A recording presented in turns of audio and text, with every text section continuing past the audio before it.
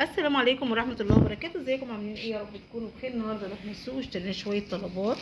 طبعا السوق بتاعنا كان التلات، النهارده اشترينا شويه طلبات كده ب100 جنيه اهو زي ما انتم شايفين، ارخص شويه طلبات يا جماعه. فطبعا السوق بتاعنا النهارده كان التلات، طبعا كان التلات السوق بتاعنا، فبيبقى متوفر فيه كل حاجه، الكتير الحاجه الرخيصه والغاليه. يعني لو معاكي 50 جنيه تقدري تشتري برضو كل طلباتك. فانا كان معايا 100 جنيه بس، وقلت هشتري بيها ايه، فقلت ربنا بارك فيها والله. ولقيتها مليت التلاجة بال100 جنيه ديت واكتر كمان. اشتريت ورق عنب، واشتريت طماطم، واشتريت بسلة وجزر، واشتريت فلفل، واشتريت بصل، واشتريت بطاطس كمان. اشتريت حاجات كتيرة جدا. طبعا يا جماعة في كل بلد ليها سوق معين، احنا السوق بتاعنا كان التلات، في ناس سوق الاربع، في ناس سوق الخميس. فكل بلد ليها سوق معين بيبقى متوفر فيه كل الطلبات، كل الخضار بتاعها. طبعا في يوم اي يوم تاني غير التلات بتبقى الاسعار غالية، لكن سوق التلات ده بتبقى الاسعار رخيصة وفي متناول ايدين الجميع زي ما انتم شايفين يا جماعة.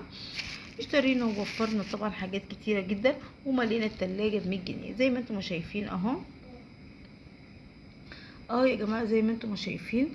اشترينا ووفرنا الحمد لله، وكانت الاسعار في متناول ايد الجميع زي ما انتم شايفين اهو.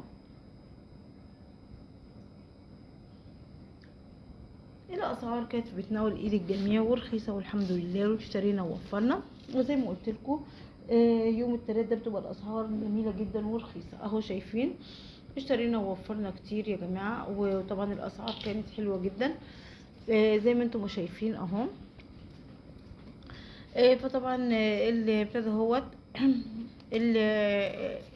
الفلفل دوت غير يوم التلات بتبقى الاسعار فيه غالية جدا، يعني بيبقى الكيلو ب25 جنيه. انا اشتريته من السوق ب15 جنيه. البسلة والجزر ديت اشتريناها ب20 جنيه كيلو. آه البتاع ده هوت اللي ورق العنب اشترينا الكيلو برضو ب20 جنيه. يعني اشترينا ووفرنا يا جماعة اهو، ارخص تسويقة وبصل وحاجات حلوة ومالنا التلاجة ب100 جنيه. وكان ممكن ارخص من كده كمان نشتري وبنوفر اهو زي ما انتم شايفين. اشترينا ووفرنا الحمد لله زي ما انتم شايفين يا جماعة، ارخص تسويقة اهو. اهو شايفين اهو، جربوه ان شاء الله تعجبكم جدا. مش عايز اطول عليكم اكتر من كده يا حبايبي، يلا سلام، وقولوا رايكم ايه في الفيديو الجميل ده. اهو شايفين